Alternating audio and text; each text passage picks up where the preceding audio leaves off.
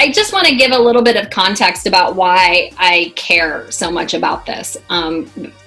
I did not start out in the forensic interviewing field or the communications expert field. I have kind of a traditional corporate career path in operations, small business ownership, lots of different things. But the thing that really lit a fire under me to get a hold of communication and to really learn the skill and the tactics and learning how to leverage that and read people is about 10 years ago, I had what I call my year of destruction. And it really started within about a 48-hour period of just kind of a complete shutdown. It was like pressing the nuclear button in my life, closing my businesses, leaving my husband, like just pushed the reset button on my life in a really painful way that ultimately became a long road full of like lots of time in courtrooms and lots of expense. And in those moments when I was trying to figure out, like,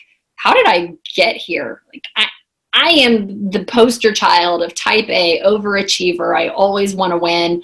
4.0, like that is me. Like, I am super high conscientious when it comes to that. And here I was with the life kind of deconstructed all at once. And what I found when in those moments of really, really true kind of bare honesty was like, I don't know how to communicate. Like, I had failed at communicating. I had failed outwardly communicating what I needed, what I was feeling, what I needed help with.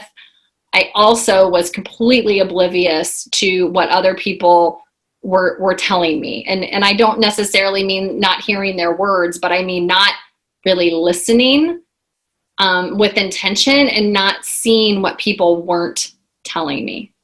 And much to my own demise. And so and that was personally and professionally kind of across the board. And I would have loved to have had somebody else to blame for that kind of year of destruction. I would have loved to have had a finger to point to say it was somebody else's fault and that I was just a kind of a victim with no accountability in it. But I really couldn't. And going through that experience, feeling that pain, having that expense, having to get really super honest, like I had to figure out how to communicate better. And I don't know if this resonates with any of you or if any of you have had similar experiences, but if you have had that kind of like, holy crap moment hit you in your life where you're like, I don't know what I'm doing, I got to figure this out. That was me. And the quickest way and the most powerful thing that came out of all of that is like communication makes everything easier.